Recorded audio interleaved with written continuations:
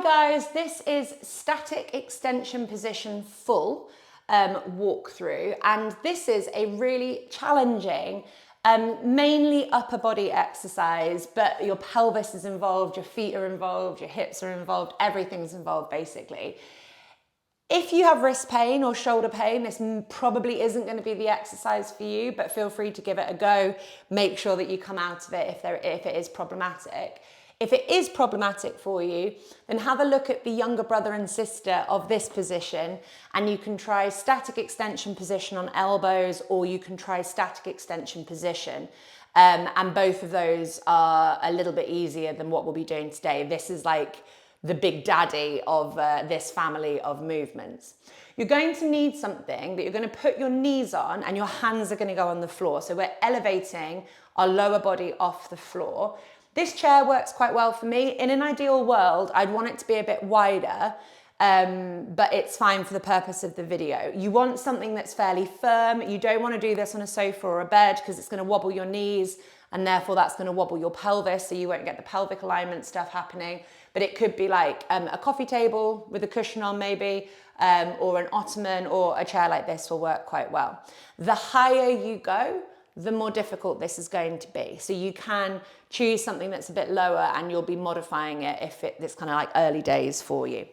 So what I'm going to do is put my knees on my chair, and I'm going to put my wrists on the floor.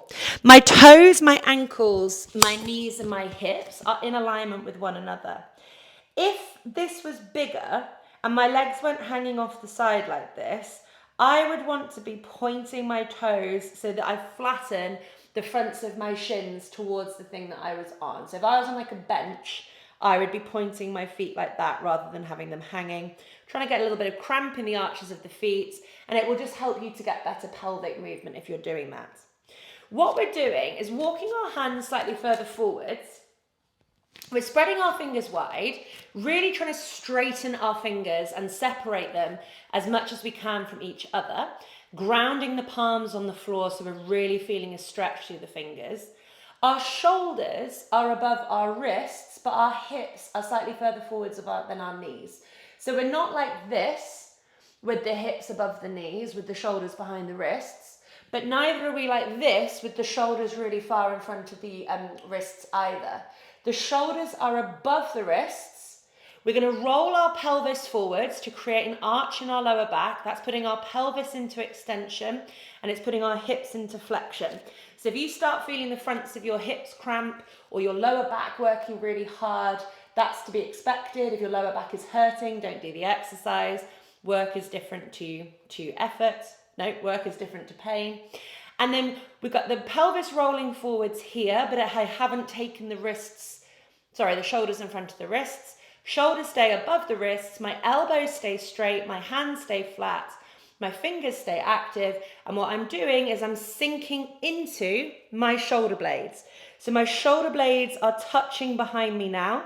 I'm pulling them away from my ears, so I'm waking up my mid-back. I'm totally relaxing my head and lengthening my neck.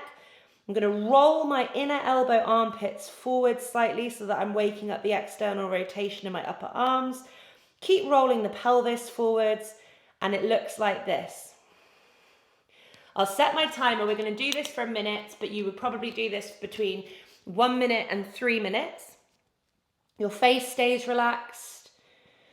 The neck is totally heavy like a bowling ball. Breathing in and out of your nose, relaxing the belly. Breathing into the bottom of the rib cage.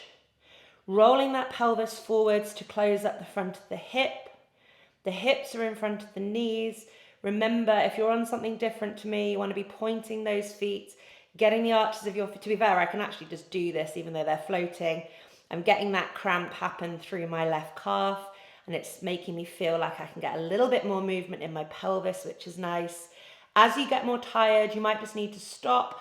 What we don't want is the shoulders overshooting the wrists, nor you pushing backwards. This is about your arms, your hands, your shoulders, your upper back and your mid back working really hard, but you are also going to feel your hip flexors as well. That is our time there. I'd say The most difficult thing in that exercise is keeping your breathing calm and keeping your face calm. But you really do have to try and establish that, because if you're losing your breathing or holding your breath or pulling faces, you're compensating. So we've got to get rid of that compensation so that the shoulders can fire up and so that the hips can fire up too. I hope you enjoyed, and I'll see you again soon.